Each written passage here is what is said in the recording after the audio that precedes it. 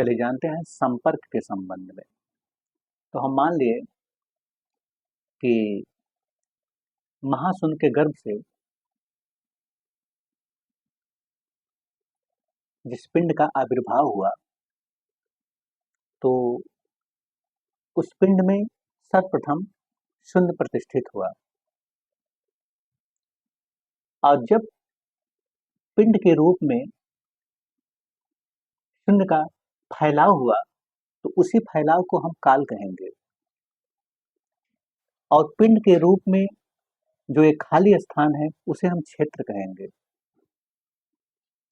और इसी शून्य के फैलाव की वजह से एक तीसरे अनंत का जन्म हुआ, जिसे हम ऊर्जा कहते हैं या ब्रह्म ऊर्जा कहिए। तो आप देख सकते हैं कि क्षेत्र भी अनंत है,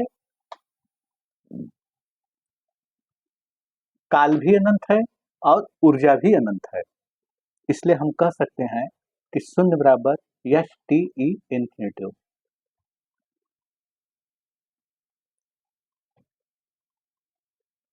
अब हम आप देख सकते हैं कि जो काल है, अगर उसे हम जन्म अपने निजी जीवन से या जो भी हम अस्तित्व में देख रहे हैं कि जन्म से हमारा आगमन हुआ और मृत्यु पर हमारा समय पूरा हुआ, तो इस समय से उस काल का कोई संबंध नहीं है। अस्तित्व में सिर्फ एक ही काल है, एक ही रचनाकार है, और वह है सिर्फ शून्य का फैलाव।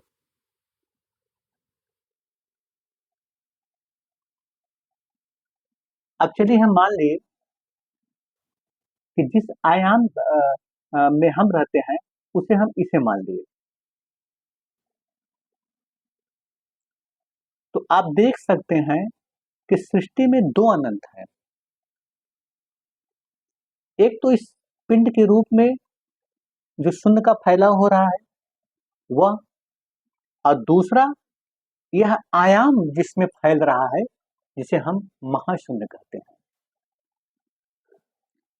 अब चलिए हम मान लीजिए कि यह फर्स्ट आयाम है, इसको हम सेकंड आयाम ले लिए।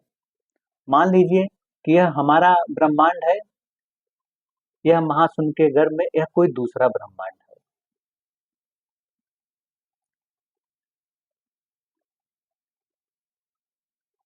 तो महाशून्य में ये दोनों आयाम, हम दो ही आयाम ले रहे हैं, तो ये दोनों ही आयाम में भले ही शून्य की एक ही स्थिति है, क्षेत्र, काल और ऊर्जा के रूप में, और सेम स्थिति इसका भी होगा। इसमें भी शून्य की तीन स्थिति है, क्षेत्र, काल और ऊर्जा। इसमें भी तीनों अनंत है, इसमें भी तीनों अनंत है, पर दोनों में समानता नहीं होगा।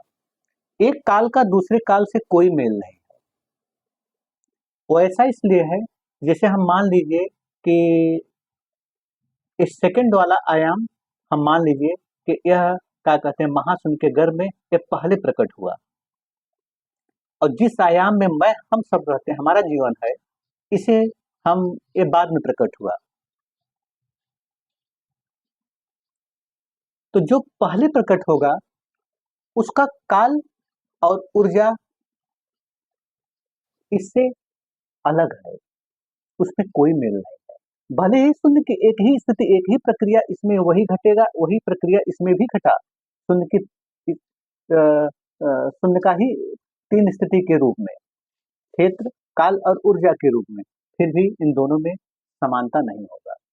जो पहले प्रकट होगा उसका काल और ऊर्जा इससे अलग होगा, इससे भिन्न होगा। इसलिए इन दोनों आयाम में समानता नहीं होगा। हर आयाम का अपना काल और अपना ब्रह्म है।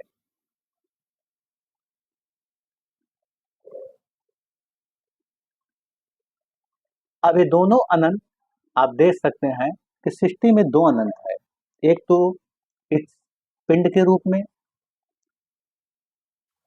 और दूसरा कि ये दोनों आयाम जिस महाशून्य में विस्तार हो रहा है। तो जो जिस अनंत से हम परिचित हैं वही क्षेत्र से परिचित हैं। अब चलिए बात करते हैं कि एक आयाम से दूसरे आयाम से कैसे संपर्क हो सकता है। तो देखिए, जब कोई योगी अपने गर्भ तक पहुंच जाए, यानी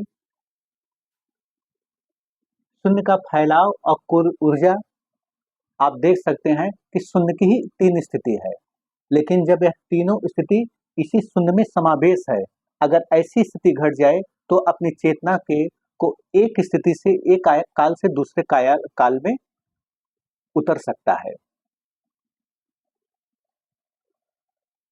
और दूसरा स्थिति यह है कि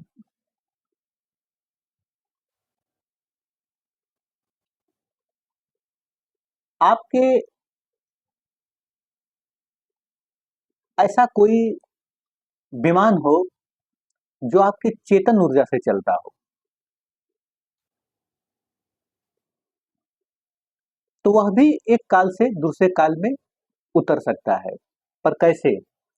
क्योंकि एक आयाम से दूसरे आयाम में उतरने के लिए यात्रा नहीं हो सकता है। यात्रा इसलिए नहीं हो सकता है कि इन दोनों आयाम के बीच में काल और ऊर्जा का अभाव है, और जहां काल और ऊर्जा का अभाव होता है वहां पर यात्रा नहीं होता है। वहां पर करीब करीब ऐसा घटना घटेगा कि मान लीजिए कि कोई यहां से, मान लीजिए ऐसा कोई विमान हो जो आपके चेतन ऊर्जा से चलता हो, और वह करीब करीब ऐसा हो कि जैसे यहाँ से वह गायब हो और यहाँ पर प्रकट हो जाए, पर उस उसके बीच में कोई यात्रा न हो। यात्रा तो हो ही नहीं सकता। यात्रा इसलिए नहीं हो सकता है कि काल और ऊर्जा का अभाव है। आप अपने ही क्षेत्र में अनंत यात्रा कर सकते हैं, पर इससे इस काल से इस काल में आप यात्रा के द्वारा नहीं उतर सकते हैं। जब भी आप एक काल से दूसरे काल में उतरना होगा तो वो करीब करीब गायब वाली स्थिति होगा, कि जैसे कोई अपने आयाम से गायब हुआ और इस आयाम में प्रकट हो गया। तो यही है एक आयाम का दूसरे आयाम से संपर्क।